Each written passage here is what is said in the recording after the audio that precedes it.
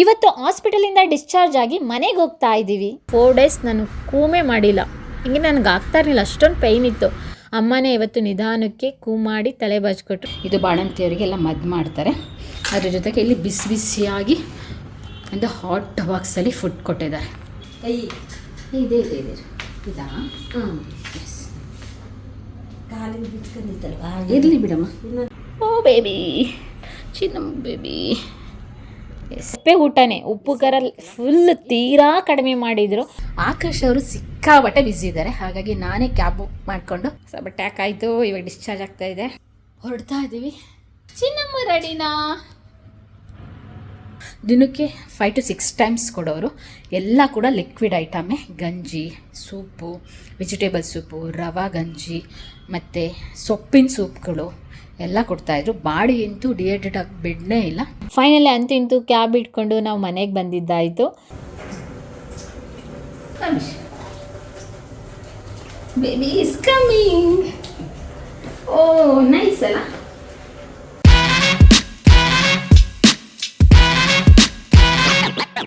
Hello, ಎಲ್ರಿಗೂ ನಮಸ್ಕಾರ. ಇವತ್ತು ನಾನು ಹಾಸ್ಪಿಟಲಿಂದ ಡಿಸ್ಚಾರ್ಜ್ ಆಗ್ತಿದ್ದೀನಿ. ಇವತ್ತಿನ ವಿಡಿಯೋದಲ್ಲಿ ಡಿಸ್ಚಾರ್ಜ್ ಡೇ ಹೇಗಿತ್ತು ಅನ್ನೋದನ್ನ ಕಂಪ್ಲೀಟಾಗಿ ಈ ವಿಡಿಯೋದಲ್ಲಿ ತೋರಿಸ್ತೀನಿ. ಡೆಲಿವರಿಯಾಗಿ ಇವತ್ತಿಗೆ 5 ದಿನ ಆಯಿತು. ಇವತ್ತಿನ ದಿನ ಸ್ಟಾರ್ಟ್ ಆಗಿದೆ ಮಾರ್ನಿಂಗ್ 5 ಗಂಟೆಗೆ. 5 ಗಂಟೆಗೆ ಕರೆಕ್ಟಾಗಿ ಹಸುವಾಗ್ತಾ ಇತ್ತು. ಯಾಕೆಂದರೆ ನೈಟ್ ಎಲ್ಲ ಪಾಪುಗೆ ಫೀಡ್ ಮಾಡೋದ್ರಿಂದ ಎಳ್ನೀರು ತಂದುಕೊಟ್ರು, ಮತ್ತೆ 7ವರೆಗೆ ಒಂದು ಗಂಜಿ ತಂದುಕೊಟ್ರು, ಬಾರ್ಲಿ ಗಂಜಿ. ಇಲ್ಲಂತೂ ನನಗೆ ಟೈಮ್ ಟು ಟೈಮ್ ಕರೆಕ್ಟಾಗಿ ಗಂಜಿ, ಲಿಕ್ವಿಡ್ ಐಟಮು, ಫುಡ್ ಐಟಮ್ ಎಲ್ಲನೂ ಕಂಪಲ್ಸರಿ ಕೊಡ್ತಾ ಇದ್ರು. ಯಾಕೆಂತ ಹೇಳಿದರೆ ನನ್ನ ಬಾಡಿ ಡಿಹೈಡ್ರೇಟ್ ಆಗಬಾರ್ದು ಅಂತ ಹೇಳಿ. ನಾನು ಡಿಹೈಡ್ರೇಟ್ ಆದರೆ ನನ್ನ ಪಾಪನು ಡಿಹೈಡ್ರೇಟ್ ಆಗುತ್ತೆ, ಮಿಲ್ಕ್ ಜಾಸ್ತಿ ಬರಲ್ಲ ಅಂತ ಹೇಳಿ ಕರೆಕ್ಟಾಗಿ ಎಲ್ಲ ನೀರು ಮತ್ತು ಲಿಕ್ವಿಡ್ ಐಟಮ್ ತುಂಬ ಚೆನ್ನಾಗಿ ತೊಗೊಬೇಕು ಅಂತ ಹೇಳಿ ಡಾಕ್ಟರ್ ಸ್ಟ್ರಿಕ್ಟಾಗಿ ವಾರ್ನಿಂಗ್ ಮಾಡಿರೋದ್ರಿಂದ ಎಲ್ಲರೂ ಕೂಡ ಅದೇ ರೀತಿಯಾಗಿ ಕೋಪ್ರೇಟ್ ಮಾಡಿ ಕ್ಯಾಂಟೀನ್ ಡಿಪಾರ್ಟ್ಮೆಂಟಿಂದ ನನಗೆ ಅವಾಗವಾಗ ಫುಡ್ಡು, ಜ್ಯೂಸು, ಗಂಜಿ ಬಿಸಿ ಬಿಸಿಯಾಗಿ ಕೊಡ್ತಾ ಇದ್ರು.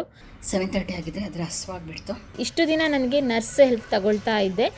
ನಾನೇ ಫ್ರೆಶ್ ಅಪ್ ಆಗಿ ಸ್ನಾನ ಮಾಡಿಕೊಂಡು ಬಂದೆ, ಕೂತ್ಕೊಂಡೆ. ನಮ್ಮಮ್ಮ ತಲೆ ಬಾಚಿ ಎಷ್ಟು ದಿನ ಆಗಿದೆ, ಬಾ ಬಾಚ್ಕೊಡ್ತೀನಿ ಅಂತ ಹೇಳಿ ಅವರಿವತ್ತು ಕೂಮ್ ತೊಗೊಂಡು ತಲೆ ಬಾಚ್ತಾ ಇದ್ರು. ಇಷ್ಟು ದಿನ ಸೀರಿಯಸ್ಲಿ ಹೇಳ್ತೀವಿ, 4 ಡೇಸ್ ನಾನು ಕೂಮೇ ಮಾಡಿಲ್ಲ. ಹಿಂಗೆ ನನಗೆ ಆಗ್ತಾ ಇರಲಿಲ್ಲ, ಅಷ್ಟೊಂದು ಪೈನ್ ಇತ್ತು. ಅಮ್ಮನೇ ಇವತ್ತು ನಿಧಾನಕ್ಕೆ ಮಾಡಿ ತಲೆ ಬಾಚ್ಕೊಟ್ರು.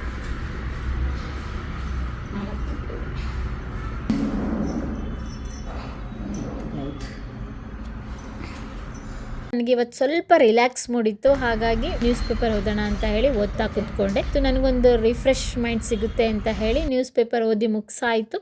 ಪಾಪು ಅಷ್ಟರೊಳಗಡೆ ಎದ್ದ. ಪಾಪು ಜೊತೆ ಆಟ ಆಡ್ಕೊಂಡು ಮಾತಾಡ್ಕೊಂಡು ಪಾಪುಗೆ ಬ್ರೆಸ್ಟ್ ಫೀಡ್ ಮಾಡಿದೆ. ಯಾರನ್ನ ನೋಡ್ತಾ ಇರೋದು?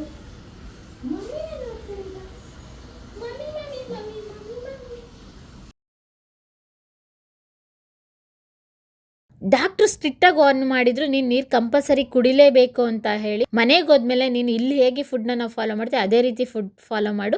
ನಿಮ್ಮ ಅಮ್ಮಂದಿರು ಹಳೆ ಕಾಲದಲ್ಲಿ ಏನು ಮಾಡ್ತಾರೆ ಅದನ್ನೇನಾರು ಕೊಟ್ಟರು ತಿನ್ನು, ಸ್ಟ್ರಿಕ್ಟಾಗಿರು, ಆದರೆ ನೀರು ನಿಂತು ಕುಡಿಯೋದನ್ನು ಕಡಿಮೆ ಮಾಡಬೇಡ ಅಂತ ಹೇಳಿದ್ರು. ಹಾಗಾಗಿ ಇಲ್ಲಿ ನನಗೆ ಗಂಜಿ, ಬಿಸಿ ಬಿಸಿಯಾದಂಥ ಸೂಪು, ಜ್ಯೂಸು ಈ ಥರದ ಕೊಡೋದ್ರಿಂದ, ನೀರಿನ ಥರನೇ ಅದು ಲಿಕ್ವಿಡ್ ಐಟಮ್ ಆಗಿರೋದ್ರಿಂದ ನೀನು ಡಿಹೈಡ್ರೇಟ್ ಆಗಲ್ಲ ಅಂತ ಹೇಳಿ ಈ ಥರ ಫುಡ್ಡನ್ನು ಕೊಡ್ತಾಯಿದ್ರು. ನೀವಿಲ್ಲಿ ನೋಡ್ಬೋದು, ಮಾರ್ನಿಂಗ್ ನಂಗೆ ಸಾಫ್ಟಾಗಿ ಇಡ್ಲಿ ಕೊಡ್ತಾಯಿದ್ರು, ಮತ್ತು ಅದ್ರ ಜೊತೆಗೆ ದೋಸೆ ಇರ್ತಾಯಿತ್ತು, ಒಂದಿನ ಉಪ್ಪಿಟ್ಟು ಇರ್ತಾಯಿತ್ತು, ಒಂದಿನ ಸಿರಿಧಾನ್ಯದ ಕಿಚಡಿ ಇರ್ತಾಯಿತ್ತು. ಈ ರೀತಿಯಾದಂಥ ಬಾಣಂತಿಯರಿಗೆ ಯಾವ ರೀತಿ ಫುಡ್ ಕೊಡ್ಬೇಕು ಅದೇ ರೀತಿಯಾಗಿ ಕೊಡ್ತಾಯಿದ್ರು. ಮಧ್ಯಾಹ್ನ ಒಂದು ಪಲ್ಯ, ಸೊಪ್ಪಿನ ಪಲ್ಯ, ಮೆತ್ತಗಿರ ಅನ್ನ, ಸಿರಿಧಾನ್ಯದಿಂದ ಮಾಡಿದಂಥ ಕಿಚಡಿ ಈ ಥರದ ಕೊಡ್ತಾಯಿದ್ರು. ಸಪ್ಪೆ ಊಟನೇ, ಉಪ್ಪು ಖಾರ ಫುಲ್ ತೀರಾ ಕಡಿಮೆ ಮಾಡಿದ್ರು. ಸಪ್ಪೆ ಊಟ ಬಾಣಂತಿಯರಿಗೆ ಹೇಗೆ ಕೊಡ್ಬೇಕು ಅದೇ ರೀತಿಯಾಗಿ ಕೊಡ್ತಾಯಿದ್ರು. ನನಗಂತೂ ಹಾಲು ಸೋರ್ ಹೋಗ್ತಾ ಇತ್ತು, ಆದರೆ ನನ್ನ ಮಗ ಕುಡಿಯೋದಕ್ಕೆ ಅಳ್ತಾ ಇದ್ದ. ನಾನು ಕುಡ್ಸೋದಕ್ಕೆ ಆಗ್ತಾ ಇರಲಿಲ್ಲ, ಅವನಿಗೆ ಸಕ್ ಮಾಡೋದಕ್ಕೆ ಬರ್ತಾ ಇರಲಿಲ್ಲ.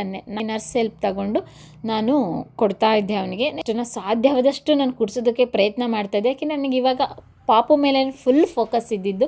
ಪಾಪುನ ಚೆನ್ನಾಗಿ ಕೇರ್ ಮಾಡಬೇಕು, ಪಾಪುನ ನಾನೇ ನೋಡ್ಕೊಳ್ಳೇಬೇಕಿತ್ತು. ಮೈಂಡಲ್ಲಿ ಫಿಕ್ಸ್ ಆಗಿದೆ, ನಾನೇ ಫೀಡ್ ಮಾಡಬೇಕು, ನಾನೇ ಎಲ್ಲ ಕೇರ್ ಮಾಡಬೇಕಲ್ಲ ಅಂತ ಹೇಳಿ ಇಲ್ಲಿಂದಲೇ ಸ್ವಲ್ಪ ಸ್ವಲ್ಪ ನಾನೇ ಪಾಪುನ ಇಟ್ಕೊಂಡು ಆಟಾಡ್ಸೋದೆಲ್ಲ ಮಾಡ್ತಾ ಇದ್ದೆ. ಇವತ್ತು ಮುಗೀತು 5 ಡೇಸ್.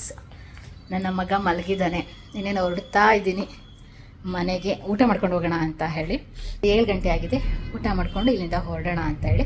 ಆಕಾಶ್ ಅವರು ಸಿಕ್ಕಾಬಟ್ಟೆ ಬ್ಯುಸಿ ಇದ್ದಾರೆ, ಹಾಗಾಗಿ ನಾನೇ ಕ್ಯಾಬ್ ಬುಕ್ ಮಾಡಿಕೊಂಡು, ಆಕಾಶ್ ಅವರು ಸಿಕ್ಕಾಬಟ್ಟೆ ಬ್ಯುಸಿ ಆಗಿದ್ದಾರೆ, ಅವ್ರು ಕರ್ಕೊಂಬರಕ್ಕೆ ಬರ್ತೀನಿ ಅಂತ ಹೇಳಿದರು. ತುಂಬ ಟ್ರಾಫಿಕ್ ಇರುತ್ತಲ್ಲ, ಪರವಾಗಿಲ್ಲ, ನಾನು ಸ್ವಲ್ಪ ಇವಾಗ ನಡೆದಾಡ್ತೀನಿ, ವೀಲ್ಚೇರ್ ಸಪೋರ್ಟ್ ತೊಗೊಂಡು ಇಲ್ಲ ಹಾಸ್ಪಿಟಲ್ ಸಪೋರ್ಟ್ ತೊಗೊಂಡು ಬರ್ತೀನಿ ಅಂತ ಹೇಳಿದೆ. ಸರಿ ಕಣಮ್ಮ ಅಂತ ಹೇಳಿದರು. ಓ ಬೇಬಿ, ಚಿನ್ನಮ್ಮ ಬೇಬಿ. ಎಸ್, ಹಾಸ್ಪಿಟಲ್ದು ಇನ್ನೂ ತೆಗ್ದೇ ಇಲ್ಲ ನಾನು, ನೋಡಿ ಅವತ್ತು ಹಾಕಿದ್ದು. ಊಟ ಮಾಡಿಕೊಂಡು ಏನು ಊಟ ಕೊಟ್ಟಿದ್ದಾರೆ ಇವತ್ತು ತೋರಿಸ್ತೀನಿ. ನನಗೆ 5 ಡೇಸು ಕಂಪ್ಲೀಟಾಗಿ ಇಲ್ಲಿ ಏನೆಲ್ಲ ಊಟ ಕೊಟ್ಟರು ಅಂತ ಹೇಳಿ ನಿಮಗೆ ತೋರಿಸ್ತೀನಿ. ಮಾರ್ನಿಂಗು 5:30ಇಂದ ಸ್ಟಾರ್ಟ್ ಆಗೋದು, ದಿನಕ್ಕೆ 5 to 6 ಟೈಮ್ಸ್ ಕೊಡೋರು. ಎಲ್ಲ ಕೂಡ ಲಿಕ್ವಿಡ್ ಐಟಮೇ, ಗಂಜಿ, ಸೂಪು, ವೆಜಿಟೇಬಲ್ ಸೂಪು, ರವಾ ಗಂಜಿ ಮತ್ತು ಸೊಪ್ಪಿನ ಸೂಪ್ಗಳು ಎಲ್ಲ ಕೊಡ್ತಾಯಿದ್ರು. ಬಾಡಿ ಅಂತೂ ಡಿಹೈಡ್ರೇಟ್ ಆಗಿ ಬಿಡಲೇ ಇಲ್ಲ. ಇದು ಅಮ್ಮನಿಗೆ ಫುಡ್ ಬಂದಿರೋದು. ಎಸ್, ಇದು ಅಮ್ಮನಿಗೆ ಫುಡ್ಡು. ನಮ್ಮ ಜೊತೆ ಯಾರು ಅಟೆಂಡರ್ ಇರ್ತಾರೆ ಅವರಿಗೆ ಫುಡ್ಡು. ಇದು ನನಗೆ ಕೊಟ್ಟಿದ್ದಾರೆ. ಮೊಸರು ಮತ್ತು ಇನ್ನೇನು ವೆಜಿಟೇಬಲ್ಲು, ಮೇ ಬಿ ಇಬ್ಬರಿಗೆ ಕೊಟ್ಟಿದ್ದಾರೆ ಅನಿಸುತ್ತೆ. ಮೊಸರು ಮತ್ತು ವೆಜಿಟೇಬಲ್. ಯೂಶ್ವಲಿ ನಮ್ಮ ಜೊತೆ ಯಾರು ಅಟೆಂಡ್ ಇರ್ತಾರೆ ಅವರಿಗೆ ಒಂದು ಫುಡ್ ಕೊಡ್ತಾರೆ. ಸೌತ್ ಇಂಡಿಯನ್ ಫುಲ್ಲು ಚಪಾತಿ ಇರುತ್ತೆ, ರೈಸ್ ಇರುತ್ತೆ, ಮತ್ತು ಫ್ರೂಟ್ಸ್ ಇರುತ್ತೆ, ಪಲ್ಯ ಇರುತ್ತೆ, ಅದ್ರ ಜೊತೆಗೆ ಕರ್ಡು ಮತ್ತು ಕೋಸಂಬರಿ ಇರುತ್ತೆ. ನನಗೂ ಇವತ್ತು ಕರ್ಡು ಕೋಸಂಬರಿ ಕೊಟ್ಟಿದ್ದಾರೆ. ಇದೇನಿದು ಸ್ಪೆಷಲ್ ಅಂತ ತೋರಿಸ್ತೀನಿ. ಇದು ಬಾಣಂತಿಯವರಿಗೆಲ್ಲ ಮದ್ದು ಮಾಡ್ತಾರೆ. ಅದ್ರ ಜೊತೆಗೆ ಇಲ್ಲಿ ಬಿಸಿ ಬಿಸಿಯಾಗಿ ಒಂದು ಹಾಟ್ ಬಾಕ್ಸಲ್ಲಿ ಫುಡ್ ಕೊಟ್ಟಿದ್ದಾರೆ. ಬಿಸಿ ಇರಬೇಕಲ್ಲ, ಹಾಗಾಗಿ. ಎಸ್, ಇವತ್ತೇನು ಕೊಟ್ಟಿದ್ದಾರೆ ನೋಡೋಣ. ನೋಡ್ಬೋದು ಇಲ್ಲಿ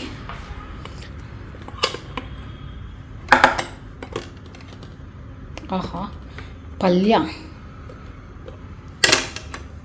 ಅದ್ರ ಜೊತೆಗೆ ಸಾಂಬಾರು ಕೊಟ್ಟಿದ್ದಾರೆ, ಇವನ್ ರೈಸ್ ಕೊಟ್ಟಿದ್ದಾರೆ, ಕಿಚಡಿ ಕೊಟ್ಟಿದ್ದಾರೆ. ನಾನಂತೂ ಇವೆರಡು ತಿನ್ನಲ್ಲ, ಬಿಕಾಸ್ ಅಮ್ಮ ತಿನ್ನೋಕ್ಕೆ ಬಿಡಲ್ಲ. ಹಾಗಾಗಿ ನಾನು ಇವತ್ತು ದೋಸೆ ಬೇಕಂದ್ರೂ ಬೇಡ ಅಂತ ಹೇಳಿದೆ. ಇದು ಬೆಳ್ಳುಳ್ಳಿದು ಫ್ರೈ ಮಾಡಿ ಕಂಪಲ್ಸರಿ ಕೊಡ್ತಾರೆ ಮಾರ್ನಿಂಗು ಮತ್ತು ಆಫ್ಟರ್ನೂನು ಮತ್ತು ನೈಟ್ ಟೈಮ್. ಅದಕ್ಕೂ ಮುಂಚೆ ಹಸ್ವಾಗ್ತಿತ್ತು, ಊಟ ಮಾಡೋಣ ಅಂತೇಳಿ ಇವತ್ತಿನ ಊಟ ಹೀಗಿತ್ತು. ನಮ್ಮ ಅಮ್ಮ ಇಂತೂ ಒಬ್ಳನ್ನೇ ಹೆಂಗೆ ಕರ್ಕೊಂಡೋಗೋದಪ್ಪ, ಆಕಾಶ್ ಬರಲೇ ಇರು ಅಂತ ಹೇಳ್ತಾರೆ. ಅಮ್ಮ ಲೇಟ್ ಆಗುತ್ತೆ ಬಾ, ನಾನೇ ಕರ್ಕೊಂಡು ಹೋಗ್ತೀನಿ ಅಂತ ನಮ್ಮ ಅಮ್ಮನ್ನ ನಾನು ಮೋಟಿವ್ ಮಾಡಿ ನಾನು ಧೈರ್ಯವಾಗಿ ನಾನೇ ಕರ್ಕೊಂಬಂದೆ. ಮನೆಗೆ ಹೋಗ್ಬೇಕಲ್ಲ, ಅದಕ್ಕೆ ಎಲ್ಲ ಡ್ರೆಸ್ ಎಲ್ಲ ಹಾಸ್ಪಿಟಲ್ ಡ್ರೆಸ್ ಎಲ್ಲ ಚೇಂಜ್ ಮಾಡಿ ನಾವು ರೆಡಿಯಾಗಿ ಈ ರೀತಿಯಾಗಿ ಕೂತ್ಕೊಂಡು, oh baby baby baby baby baby baby baby baby ಹೊಸ ಬಟ್ಟೆ ಹಾಕಾಯಿತು. ಇವಾಗ ಡಿಸ್ಚಾರ್ಜ್ ಆಗ್ತಾಯಿದೆ, ಹೊರಡ್ತಾ ಇದ್ದೀವಿ. ಚಿನ್ನಮ್ಮ ರೆಡಿನಾ? ಅಲ್ಲಿರೋಂಥ ನರ್ಸ್ ಎಲ್ಲ ಬಂದು ಮಾತಾಡ್ಸಿದ್ದೈತೆ. 5 ದಿನ ಇಲ್ಲೇ ಇದ್ದಿದ್ದರಿಂದ ಫುಲ್ ಫ್ರೆಂಡ್ಲಿ ಆಗೋದ್ರು. ಫಸ್ಟ್ ಬೇಬಿನೂ ನಂದು ಇಲ್ಲೇ ಡೆಲಿವರಿ ಆಗಿತ್ತು, ಸೆಕೆಂಡ್ ಬೇಬಿನೂ ಇಲ್ಲೇ ಡೆಲಿವರಿ ಆಗಿರೋದ್ರಿಂದ ನರ್ಸು ಡಾಕ್ಟರ್ ಎಲ್ಲ ಕಂಪ್ಲೀಟ್ ಹಾಸ್ಪಿಟಲ್ಲೇ ಪರಿಚಯ ಆಗಿತ್ತು. ಇದೆಲ್ಲ ತುಂಬ ಇಷ್ಟು ಈಸಿಯಾಗಿ ಇಷ್ಟು ಸ್ವೀಟ್ ಮೆಮೊರೀಸ್ ಆಗಿ ಇರಲಿಕ್ಕೆ ಕಾರಣ ಆಕಾಶ್ ಮತ್ತು ಡಾಕ್ಟರ್ ಶಾಂತಲಾ ಅವರು. ಅದ್ರ ಜೊತೆಗೆ ನಮ್ಮ ಅಮ್ಮನೂ ಕೂಡ ಬಂದ್ರಲ್ಲ. 3 ಜನಕ್ಕೂ ನಾನು ಸ್ಪೆಷಲ್ ಥ್ಯಾಂಕ್ಸ್ ಹೇಳ್ತೀನಿ. ಕೆಲವೊಂದು ಬ್ಯೂಟಿಫುಲ್ ಮೆಮೊರೀಸ್ನ ನಾನು ಕ್ಯಾಪ್ಚರ್ ಮಾಡಿದ್ದೀನಿ. ಯಾಕೆಂದರೆ ಇದೆಲ್ಲ ಒಂದು ಲೈಫಲ್ಲಿ ಬರುವಂಥ ಒಂದು ಸ್ಟೇಜ್ ಅಷ್ಟೇ. ಫೈನಲಿ ಅಂತೂ ಇಂತೂ ಕ್ಯಾಬ್ ಇಟ್ಕೊಂಡು ನಾವು ಮನೆಗೆ ಬಂದಿದ್ದಾಯಿತು. ಮನೆಗೆ ಬಂದಾದ ನಂತರ ನಮ್ಮ ಕಸಿನ್ ಊರಿಂದ ಬಂದಿದ್ದರು. ಅವರು ನಮಗೆ ಆರತಿ ಮಾಡಿ ಫಸ್ಟ್ ಬಲಗಾಲಿಟ್ಟು ಒಳಗಡೆ ಬಾರಮ್ಮ ಅಂತ ಹೇಳಿ ಕರೆದ್ರು.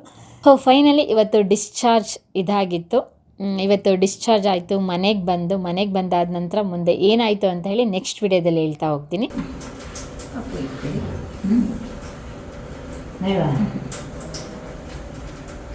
ಬಾ ಬಾ ಮನೆ ಒಳಗಡೆ ಬಾ.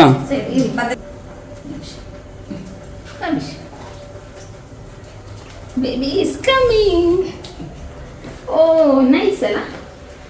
ಯಾರೆಲ್ಲ ಫಸ್ಟ್ ಟೈಮ್ ನನ್ನ ಚಾನಲ್ನ ನೋಡ್ತೀರಾ ಸಬ್ಸ್ಕ್ರೈಬ್ ಮಾಡಿ. ನಿಮ್ಗೆ ವಿಡಿಯೋ ಇಷ್ಟ ಆದರೆ ಕಮೆಂಟ್ಸ್ ಮಾಡಿ. Thank you so much. ನಿಮ್ಮ ಡೆಲಿವರಿ ಹೇಗಾಯಿತು, ಆ ಸಿಚುವೇಷನಲ್ಲಿ ನಿಮ್ಮ ಜೊತೆ ಯಾರಿದ್ರು, ಏನೆಲ್ಲ ಪ್ರಾಬ್ಲಮ್ಸ್ನ ನೀವೇ ಫೇಸ್ ಮಾಡಿದ್ರಿ, ಪ್ರಾಬ್ಲಮ್ಸ್ ಇಲ್ದಲೇ ಸೇಫಾಗಿ ಹ್ಯಾಪಿಯಾಗಿ ಡೆಲಿವರಿ ಆಯ್ತಾ ಅಂತ ಹೇಳಿ ಕಮೆಂಟ್ಸ್ ಮಾಡಿ. Thank you. ನಿಮ್ಮ ಬ್ಲೆಸ್ಸಿಂಗ್ಸು, ನಿಮ್ಮ ಸಪೋರ್ಟು ಯಾವಾಗಲೂ ನಮ್ಮ ಜೊತೆ ಇರಲಿ.